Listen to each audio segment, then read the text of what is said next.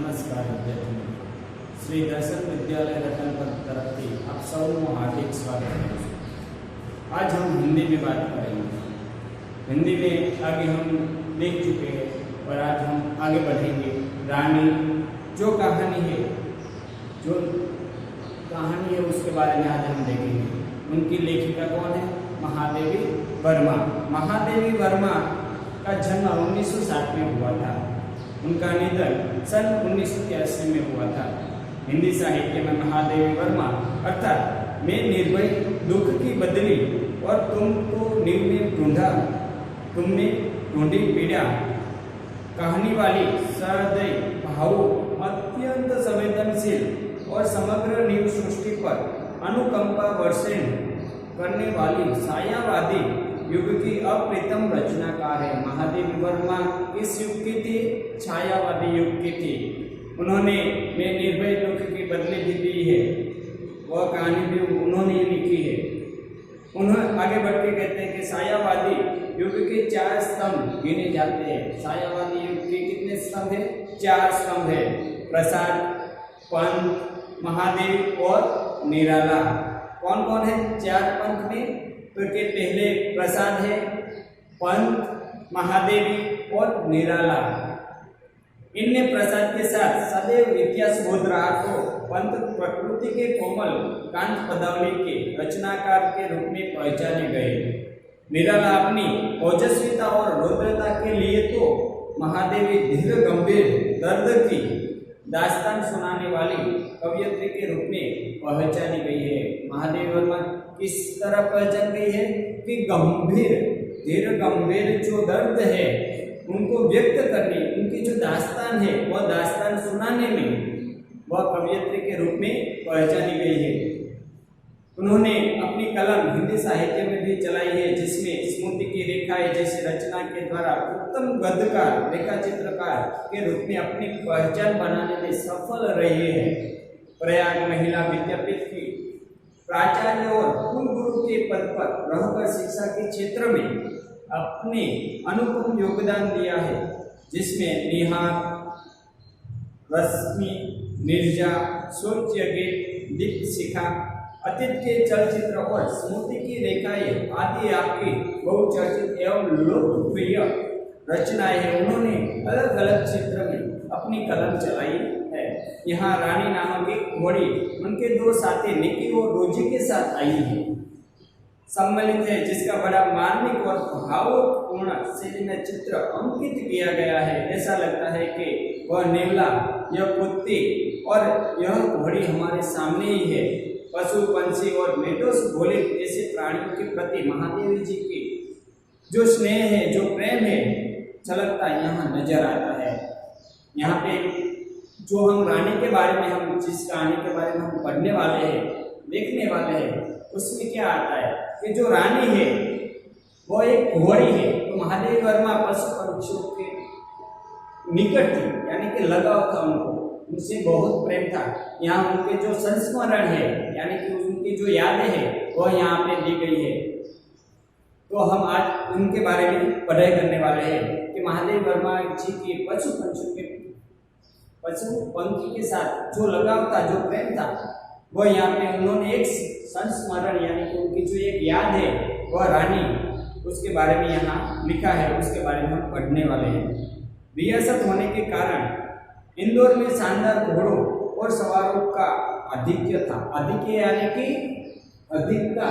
क्या आता है? आधिक्य यानी कि अधिकता, यानी कि रियासत यानी कि राज्य में। महादेवी वर्मा का जब छोटी थी तब कहाँ पे रहती थी? इंदौर में रहती थी। इसके अतिरिक्त हम अंग्रेजों के बच्चों को छोटे टटुओं का या सफेद गधों पर जिस जाति के संबंध में रामा ने हमारे ज्ञानवर्धन किया है, ज्ञानवर्धन यानी कि जो ज्ञान है, जानकारी देना, ज्ञानवर्धन करना यानी कि जानकारी देना। हमारे पास जो ज्ञान नहीं है, कोई हमें ज्ञान देता है, जानकारी देता है, तो हमारे अंदर ज्ञानवर्धन हुआ, ऐसा हम कह सकते हैं। और घूमते देखते रहते हैं। रामा की कहानियों में तो राजा अपराधियों को गधे पर चढ़ाकर देश निकाला देता है। रामा ने जो कहानियां सुनाई थी महादेवी वर्मा को, महादेवी वर्मा कहते हैं कि रामा की जो कहानियां है उस कहानी में तो ऐसा कहा गया है कि गधे पर बिठाकर जिसे हम घुमाते हैं उसे सजा दी जाती है। उन्हें गधों पर बैठकर प्रशंसा से घूमने देखकर विश्वास करना कठिन था कि इन्हें दंड मिला है। महादेवी वर्मा ऐसे कहते हैं कि इस अंग्रेज बच्चे जो गधे पर बैठकर घूमते हैं तो ऐसा लगता है कि इन्हें भी सजा मिली है। तो यह विश्वास नहीं होता, विश्वास करना कठिन हो जाता है कि इन्हें भी दंड मिला है। रामा के पास हमारे जो जिज्ञासा है, यानी कि नए जानने की इच्छा रखने वाले को हम जिज्ञासा कहते हैं। जो नया जानने की इच्छा रखते हैं, शब्द समूह के लिए एक शब्द, उसे हम जिज्ञासा कहते हैं। तो महादेवी वर्मा का जो क्वेश्चन था, जो प्रश्न था, उनका भी सॉल्यूशन रामा ने दिया था कि इन्हें गधे पे बिठा के विलायत से यहाँ पे भेजा गया है क्योंकि वहां पर वाहन नहीं है। एक दिन हम तीनों ने बाबूजी को मौखिक स्मृति पत्र दिया कि हमारे पास छोटा घोड़ा न रहना अन्य की बात है। यदि अन्य बच्चों को घोड़े पर बैठने का अधिकार है तो हमें भी वह अधिकार मिलना चाहिए। महादेवी वर्मा और उनके जो छोटे भाई बहन है, उन्हें घोड़े पर बैठने का अधिकार है, ऐसा वह मानते हैं। इसलिए वह अपने बाबूजी के पास जाते हैं और कहते हैं कि हमें भी घोड़े पर बैठना है, हमें घोड़ा ले दीजिए। यहाँ पे देखते हैं कि गधे पर सवार अंग्रेज बच्चों को देखना वह एक पाठ का सार है। उसके बाद घोड़े पर बैठने की इच्छा, महादेवी वर्मा को घोड़े पर बैठने की इच्छा थी, इसलिए उन्होंने बाबूजी से कहते हैं कि हमें भी घोड़ा ला दीजिए। बाबूजी ने हंसते हुए पूछा, सफेद टट्टू पर बैठोगे? लेकिन सफेद गद्दे के जो बच्चे हैं उसके पर बैठोगे आप? तुम कहो के साथ ठेलम ठेल के उपरांत मैंने अंगूठा होकर गंभीर मुद्रा में उत्तर दिया, सफेद टट्टू तो गद्दा होता है जिस पर बैठकर सजा दी जाती है। तो महादेवी वर्मा कहते हैं कि गद्दे के बच्चे पर बैठने किससे, जिसे हम सजा देते हैं वह गद्दे पे बैठते हैं। तो ठेलम ठाल यानी कि भीड़ भाड़ से महादेवी वर्मा कहते हैं कि हम उसमें नहीं बैठ सकते, हमें तो घोड़ा ही चाहिए।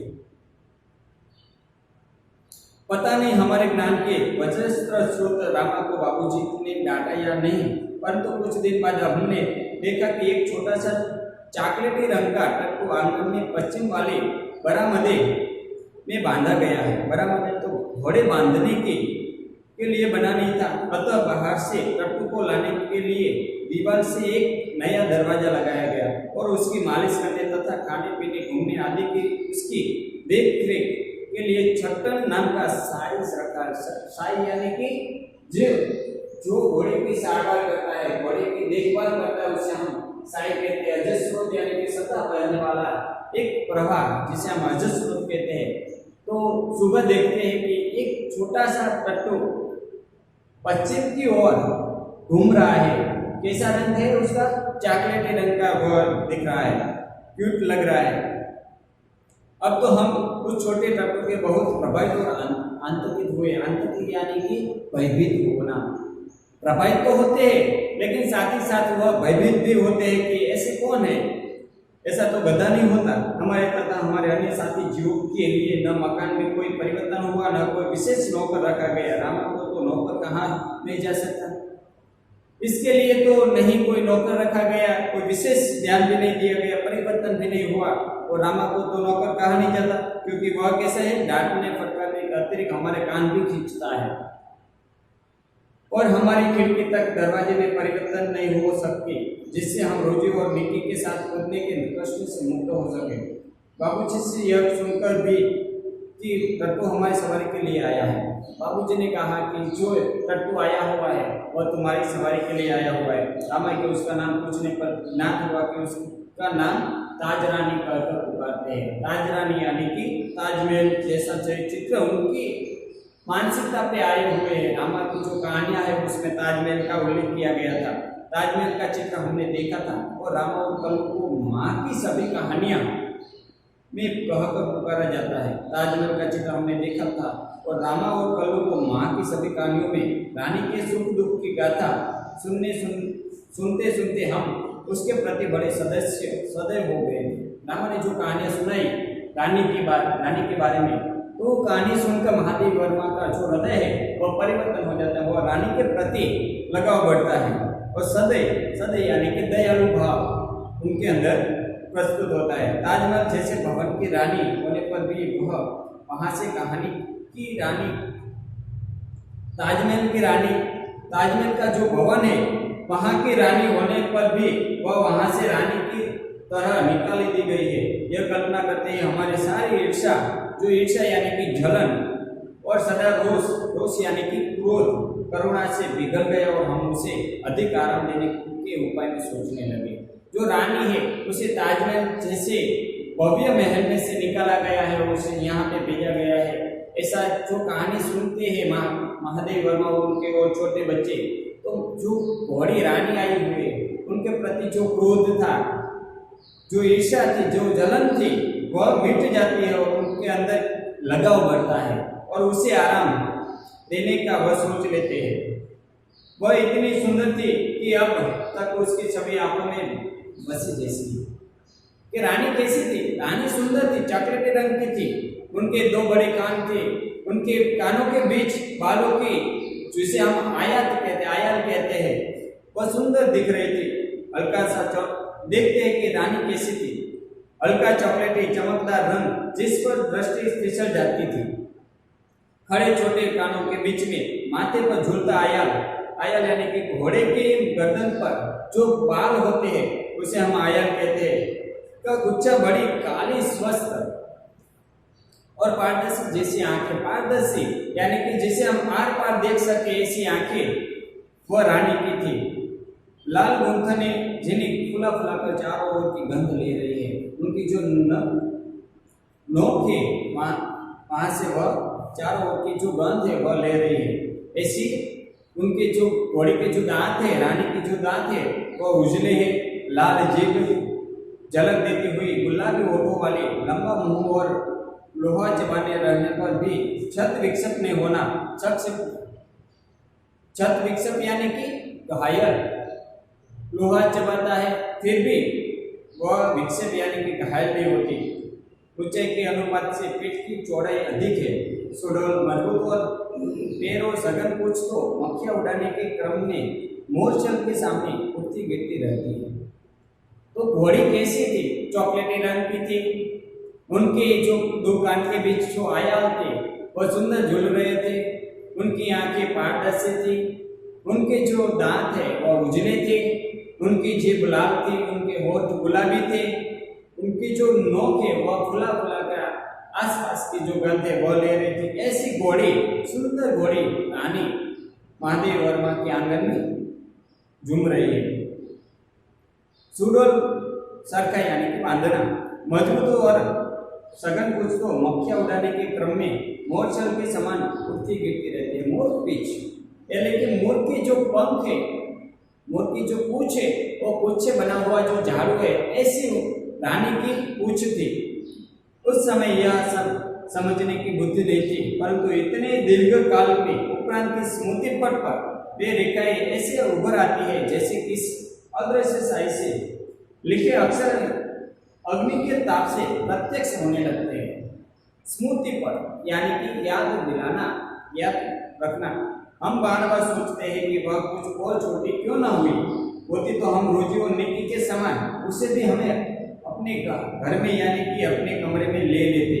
रानी को अपने कमरे में ले जाना संभव नहीं था, अस्तबल बना हुआ बरामदा की हमारी अराजकता यानी कि अस्वस्थता का कार्यालय बना। अस्तबल जहाँ पे घोड़े को हम रखते हैं उसे हम अस्तबल कहते हैं। तो जो घोड़ी है उससे इतने प्रभावित हो जाते हैं महादेव वर्मा और उनके जो छोटे भाई बहन है वह कहते हैं कि घोड़ी यदि छोटी होती, रानी यदि छोटी होती तो हम निक्की और रोजी के, निक्की यानी कि नेवला, और जो रोजी है उसे हम कुतिया का नाम देते हैं। कुतिया जो वहां पे थी छोटी सी कुतिया, उसका नाम रोजी था। बराबर घोड़े बांधने के लिए तो बना नहीं था, अतः उसकी दीवार में एक खुली अलमारी और कई आतिथ्य थे। उन्हीं में हमारा स्वेच्छाएं विस्थापित और सणस्तर खेलने का परिवार स्थापित होने लगा। रानी की गर्दन में झूल झूल कर उसके कानों पर आयल के फूल खोस खोस कर उसके बिस्कुट मिठाई आदि खिला खिला कर थोड़े ही दिनों में हमने उसे ऐसी मित्रता कर ली कि हमें न देखने पर वह अस्थिर हो जाती और और पैर पटकने और हिनहिनाने लगती थी। फिर हमारे घोड़सवारी का कार्यक्रम आरंभ हुआ। तो महादेवी वर्मा और जो रानी है उनके बीच ऐसी मित्रता हो जाती है, ऐसा लगाव हो जाता है कि जब महादेवी वर्मा वहां पे नहीं थी, वहां पे नहीं जाती घोड़ी के पास, तो घोड़ी क्या करती है, रानी क्या करती है, अपने पैर पटकती है और साथ ही साथ हिनहिनाती है। फिर हमारे घोड़सवारी का कार्यक्रम आरंभ हुआ। मेरे और बहन के लिए सामान्य छोटी पर सुंदर जीन यानी कि जो घोड़ी पे रखकर बैठने वाली जो जगह है, जो जिसे हम जगह कहते हैं, वह खरीदी गई और भाई के लिए चमड़े के घेरे वाली ऐसी जीन बनाई गई कि जिससे संतुलित होने पर भी गिरने का भय नहीं था। उस पर हम सवार होते हैं जीन लगा के, तो हम गिरते नहीं है, हम संभल जाते हैं। ऐसी जीन खरीद लाते हैं उनके पापा। फिर हमारे घोड़सवारी बाहर के चबूतरे पर खड़े होकर हम बारी बारी से रानी पर आरूढ़ होते और चट्टन का साथ दौड़ता हुआ हमें घुमाता। सवेरे भाई बहन घूमते और स्कूल के लौटने पर तीसरे पर या संध्या समय के साथ यह कार्यक्रम दोहराया जाता। परंतु ऐसी सवारी से हमारी विद्रोही प्रकृति कैसे संतुष्ट होती? विद्रोही प्रकृति यानी कि जो मुक्त से वह घूमने वाली है, वह विद्रोही विचार जो रखते हैं, खराब विचार जो रखते हैं, ऐसे महादेवी वर्मा कहती है कि ऐसे हमारी जो यहाँ पे लिखा है कि मनमानी भारी पड़ी, कि मनमानी करना। जब छोटे हम होते हैं तो हम क्या करते हैं कि मनमानी करते हैं, जिससे हम सरलता से हमें प्राप्त होता है वह हम नहीं लेते, जो कठिन है वह हम मनमानी से भी हम लेते हैं। ऐसे महादेवी वर्मा भी कहते हैं कि जो साइज हमारे साथ घोड़सवारी के साथ साथ घूमता है वह हमें अच्छा नहीं लगता था। हमें मुक्त रीत से हमें घोड़सवारी करनी थी। इसलिए हमने कहा जो घोड़ी है वह अस्तबल में रानी के गर्दन में जुड़कर स्टूल के सहारे उसके पीठ पर चढ़कर भी हमें संतोष न होता था।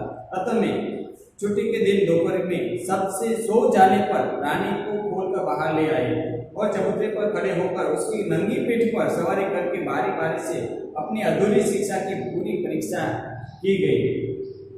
यह स्वाभाविक ही था कि ताज रानी हमारे अराजक प्रवृत्तियों से प्रभावित हो जाती।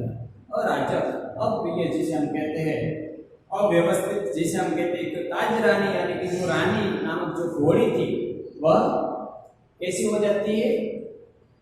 प्रभावित हो जाती है। वास्तव में बालकों में चेतना के विभिन्न स्तरों का बोध न होकर सामान्य चेतना का भी बोध रहता है। अतः उनके पशु पक्षी वनस्पति सब एक परिवार के ही हो जाते हैं। जो रानी नामक जो घोड़ी है वह ऐसे बच्चों की जो कहते हैं ना कि उनकी जो खामियां है वह रानी जानती थी कि बिना जन के वह नंगी पीठ पर सवार होती है तो रानी उसे गिराती नहीं है।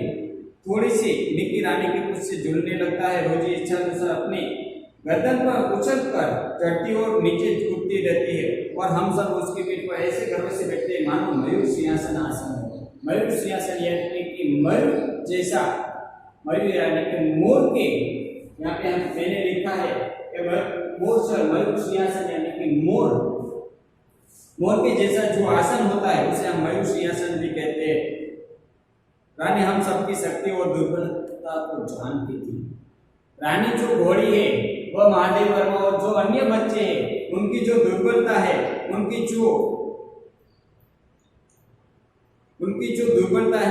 शक्ति है वह रानी जानती थी।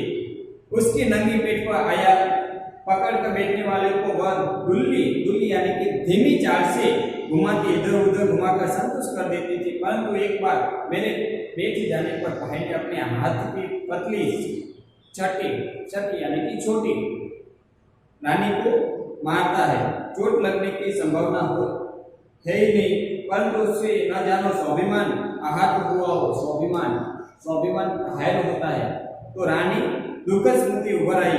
वह ऐसे वेग से भागे मानो सड़क पे नदी नाले सब उसके पकड़ बांधे रखने का संकल्प भी किए हो। लेकिन ऐसे भागते छोटी लगने पर वह घोड़ी भागती है। उसके ऊपर कौन बैठा हुआ है? महादेवी वर्मा। कुछ देर मैंने अपने आप को उस उड़न खटोले पर संभाला, परंतु गिरना तो निश्चित था।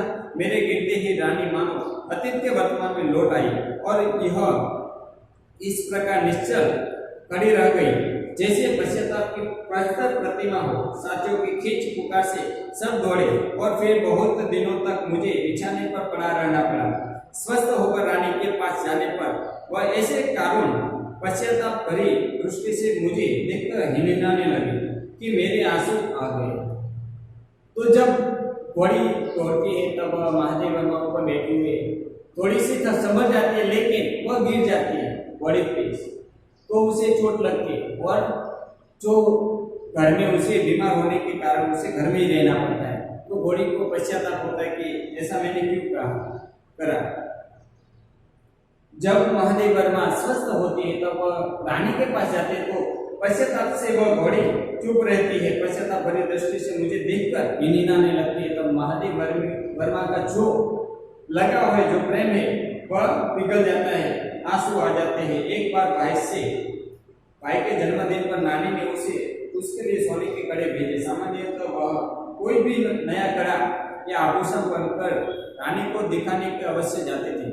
सुंदर छोटे छोटे शेर मुंह वाले कड़े पहनकर भाई की रानी को दिखाने गया और न जाने किन प्रेरणा से वह दोनों कड़े उतरकर रानी के खड़े सतत कानों में गले की तरह पहना दिया। यानी कि महादेव वर्मा कहती है कि जब भी हमें कोई इनाम पुरस्कार मिलता है, कोई भी वस्तु हमारे पास नहीं आती है, तो हम रानी के पास ले जाते हैं, रानी को दिखाते हैं। तो भाई के जन्मदिन पे उनकी जो नानी है, उन्होंने सोने के जो कड़े हैं, 2 कड़े शेर मुंह वाले, वह रानी को दिखाने के लिए उनका जो छोटा भाई वह जाता है और किसी प्रेरणा से वो जो कड़े हैं वो रानी के कानों में यानी कि गले में कंकन को पहना देता है। फिर हम सब खेल में कड़ों की बात भूल जाएंगे। संध्या समय भाई के कड़े रहेगा हाथ देखकर जब माँ ने पूछताछ की तब खोज आरंभ हुई, पर कहीं भी कड़ों का पता नहीं था। रानी अपने कान को गुरों से खोदती और हिनहिनाती रही। अंत में बाबूजी का ध्यान उसकी ओर गया और उन्होंने मिट्टी हटाने का आदेश दिया।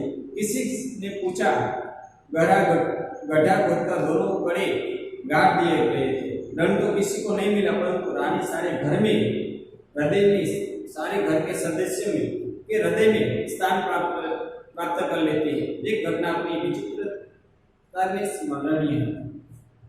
अगर महादेव वर्मा कहती है कि जो घोड़ी है रानी, उनके कानों में जो कंकन है वो सोने के जो कंकन है वो पहना कर जो उनका भाई है वो खेलने कूदने लगता है। पता नहीं लगता कि उन्हें सोने का कड़ा कहाँ पे रखा है। फिर वो क्या करता है, जब उनको ढूंढने सोने के कड़े जो खो जाते हैं उसे ढूंढने के लिए सब लोग आतुरता से खोजते हैं, तब वो जो घोड़ी है वो हिलाती है। तब पता चलता है कि वो माटी में डूबा हुआ है। तब वह जो सोने के कड़े हैं वो माटी से निकाले जाते हैं। तब वह सारे धन तो किसी को नहीं मिलता, लेकिन जो घोड़ी है, जो रानी है, सारे सदस्यों के हृदय में स्थान प्राप्त कर लेते हैं। महादेव वर्मा आगे कहते कि एक वह विचित्र प्रस्ताव, एक विचित्र स्मरण उनको याद आता है कि एक सवेरे उठने पर हमने रानी के पास एक छोटे से बच्चे को देखा। यह कहा था कि यह कहाँ पर कहकर हमने रामा को इतना थका दिया कि यह निरुपाय घोषणा की कि वह नया जीवन रानी के पेट से दाना चारा खाकर सो रहा था। भाई ने उत्साह से पूछा, और भी है? तो और रामा ने स्वीकृति से सिर हिलाना यानी कि हाँ में उत्तर देना। जब महादेव वर्मा सुबह उठती है एक दिन, तब जो रानी है उसके बाद पास ही एक छोटा सा टट्टू दिखाई देता है। तब जिज्ञासा वो प्रश्न करते हैं कि ये छोटा सा टट्टू कहाँ था अभी तक? तो कहते हैं रामा कि ये रानी के पेट में था, वो दाना खाना खाकर सो रहा था। तब महादेव वर्मा कहते हैं कि अब तो हम विस्मित भी हुए और क्रोधित भी। ये छोटे जीव कोई काम धाम नहीं करते और हमको पेट पर बैठा कर दौड़ाने वाली रानी का दाना चारा स्वयं खाकर उसके पेट में लेटे रहते हैं। भाई ने कहा, रानी का पेट चीर कर हम कम से कम एक और बच्चा घोड़ा निकल ले, तब बच्चे घोड़े पर वे छोटे बहन भाई बैठेंगे और रानी मेरी सेवा में रहेंगी। प्रस्ताव मुझे भी उचित जान पड़ा, पर जब एक दोपहर को वह कहीं से साग काटने का चाकू ले आया, तब मेरे सास ने जवाब दे दिया। एक और की समस्या की ओर हमारा ध्यान गया, आखिर हम रानी का पेट सिएंगे कैसे? माँ की महीन सी हुई सुई से तो सीना भी संभव नहीं था। डाक सेने का बड़ा सूजा रामा अपनी कोठरी में रखता था, जहाँ हमारी पहुंच बहुत दूर तक थी, पहुंच नहीं थी। कुछ दिनों में उपरांत जब रानी का अश्व शिशु कुछ बड़ा होकर दौड़ने लगा, तब हमें न अपना क्रोध स्मरण और न प्रस्ताव। हम देखते कि जो प्रस्ताव, विचित्र प्रस्ताव रानी ने रखा कि उसके पेट में जो बच्चा अभी है, तो हम सूर्य से बचे तो उससे बाहर निकाल लेते हैं, लेकिन उसे सिलेंगे कैसे? माँ की जो सुई है उससे तो हम सिलेंगे नहीं, और जो रामा के पास जो बड़ी सी सुई है वह हम वहाँ पे हमारा जो वहाँ पे हम पहुँच नहीं सकते, तो हम क्या करेंगे? लेकिन वह प्रस्ताव ठुकरा देती है, और जब वह छोटा सा तत्व बड़ा हो जाता है, यानी घोड़े के जो बच्चा है वह बड़ा हो जाता है, घूमने फिरने लगता है, तब वह सब स्मरण भूल जाते हैं, और उनका जो क्रोध है, उनका जो स्मरण है वह याद नहीं रहता, और वह प्रसन्न होकर उनके साथ घूमने फिरने लगते हैं। तो आज हमें देखे कि पाठ का जो सार है उसमें हम पहले देखे कि गधे पर सवार अंग्रेज बच्चों को देखना, यानी कि गधे पर किसे हम लेटाते हैं? जिसे हम सजा देते हैं, जिसको हम सजा देते हैं उसे हम गधे पर बैठा के घुमाते हैं। घोड़े पर बैठने की इच्छा, महादेवी वर्मा छोटी थी, इंदौर में रहती थी, तब अपने घोड़े पर बैठने की इच्छा अपने पिताजी से कहते कि हमें घोड़ी ला दीजिए, हमें उसमें बैठना है, हमें भी अधिकार है घोड़े पे बैठने का। उसके आगे बैठते कि रानी घोड़ी आई, और जो प्रस्ताव रखा था उनके आधार पर रानी घोड़ी को घर में लाया जाता है, और कहाँ पे? बरमदा में रखा जाता है। रानी कैसी थी? रानी चॉकलेटी रंग की थी, उनकी जो आंखें वो पारदर्शी थी, उनके दो कानों के बीच आयल झूल रहा था, उनके जो दांत थे सफेद थे, उजले हुए थे, उनकी जो जीभें लाल थी, उनकी जो ओठें गुलाबी थी। ऐसी रानी, उनका जो सौंदर्य है यहाँ पे दिखाया गया है। रानी की मित्र बनी, और महादेवी वर्मा पहले तो लगाव नहीं था, बाद में धीरे धीरे रानी की कहानियां सुनकर रानी के प्रति जो प्रेम है, जो लगाव है, महादेवी वर्मा और उनके जो छोटे भाई बहन है, रानी के प्रति मित्रता बन जाती है, लगाव बढ़ जाता है, मनमानी भाई पड़ी। जब उनके अश्वारों होके घूमने की जो तैयारी होती है, तब महादेवी वर्मा ने जब सब सो जाते हैं, तब घोड़ी को बाहर निकालकर चबूतरे से ऊपर चढ़कर वह घूमने लगती है। तब छोटे भाई ने जब चोटी लगाई तो घोड़ी दौड़ती है, तब घोड़ी दौड़ने से कारण महादेवी वर्मा गिर जाते हैं, उसे भारी चोट आती है, इसलिए मनमानी भारी पड़ी, ऐसा हम कह सकते हैं। सोने के कड़े और रानी, सोने का जो कड़ा है वो उनके जो छोटे भाई है जन्मदिन पे उनकी नानी ने उन्हें दिया था, वह घूम जाता है, यानी कि खो जाता है, तब घोड़ी उसे ढूंढने में मदद करती है, सोने के कड़े और रानी। यह छोटा जीव कहाँ था? जब सुबह सुबह जो छोटा जीव है वह रानी के पास में देखते हैं, तब वह छोटा जीव महादेवी वर्मा आश्चर्य से पूछते कि ये छोटा जीव अब तक कहाँ था? तब रामा कहता है कि ये छोटा जीव रानी के पेट में दाना खाना खाकर सो रहा था, अब बाहर आया हुआ है। और जब विचित्र के इससे तो एक भी उनके पेट में है, ऐसा सुनकर महादेवी वर्मा और उनके जो छोटे भाई बहन है वो क्रोधित होते हैं, और वह एक विचित्र प्रस्ताव रखता है कि उनके जो पेट है बचे तो उसे बाहर निकाल लें और उनका पेट वापस सीले, लेकिन सीलने के लिए सुई भी नहीं थी, इसलिए वह प्रस्ताव ठुकरा देती है।